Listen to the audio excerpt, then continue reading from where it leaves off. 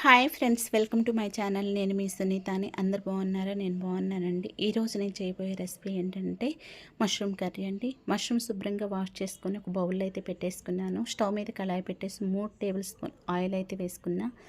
అలాగే ఆయిల్ వేడయ్యాక సన్నగా కట్ చేసుకున్న ఆనియన్స్, కరివేపాకు, చిలుకలు చేసిన పచ్చిమిర్చి అయితే వేసుకున్నానండి.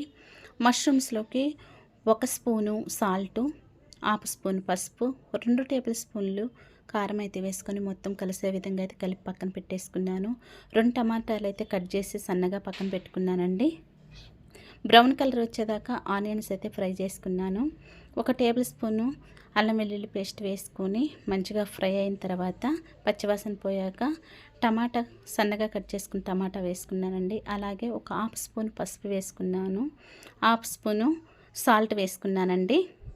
మొత్తం కలిసిన తర్వాత మూత అయితే పెట్టేసి సిమ్లో పెట్టానండి. సిమ్లో పెట్టిన తర్వాత మూత తీసి చూస్తే చూడండి ఎంత మంచిగా కుక్ అయిందండి. ఏ కర్రీ అయినా కానీ మనం సిమ్లో వండుకుంటే చాలా టేస్ట్ ఉంటుందండి, చాలా బాగుంటుంది కూడా. హైలో పెడితే మాడిపోవటం, టేస్ట్ అస్సలు రాదండి.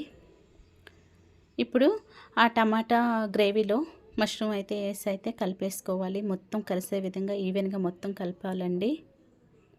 కలిపిన తర్వాత మూత అయితే పెట్టేశాను. చూడండి, ఒక్క చుక్క అయితే వాటర్ నేను వేయలేదండి, కానీ ఎంత మంచిగా గ్రేవీగా ఎలా రెడీ అయిందో. అయితే నాకు కొంచెం స్పైసీగా కావాలనుకున్నానండి, అందుకే నేను ఎక్స్ట్రాగా 1 టేబుల్ స్పూన్ అయితే కారం వేసుకుని మూత పెట్టేశాను. ఇప్పుడు దీనిలోకి, ఈ కర్రీలోకి మసాలా అయితే ప్రిపేర్ చేసుకుంటున్నాను. ఎండు కొబ్బరి కొంచెం, కాజు 4, నువ్వులు 1 స్పూను, అలాగే ధనియాలు 1 స్పూను, గసగసాలు 1 స్పూన్ అండి, సాజీర కొంచెం, దాల్చిన చెక్క,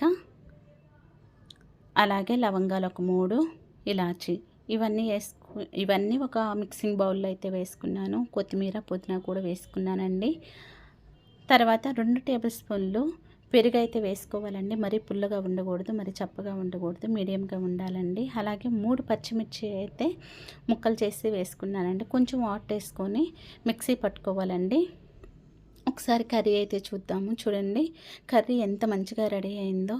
ఇప్పుడు మనము రెడీ చేసి పెట్టుకున్న మసాలా అయితే వేసుకోవాలండి. చూడండి ఎంత మంచి స్మెల్ వస్తుందంటే నిజంగా అండి, చాలా బాగుందండి కూర అయితే. ఫైనల్గా కొత్తిమీరతో గార్నిష్ చేస్తే వేడి మష్రూమ్ కర్రీ అయితే రెడీ అయింది. ఇది హెల్త్కి చాలా మంచిదండి, డి విటమిన్ ఉంటుంది. ఒకవేళ ఎవరైనా ఫస్ట్ టైం నా వీడియో చూస్తే ప్లీజ్ అండి సబ్స్క్రైబ్ చేసుకోండి. ఓకే, బాయ్ అండి, ఉంటాను.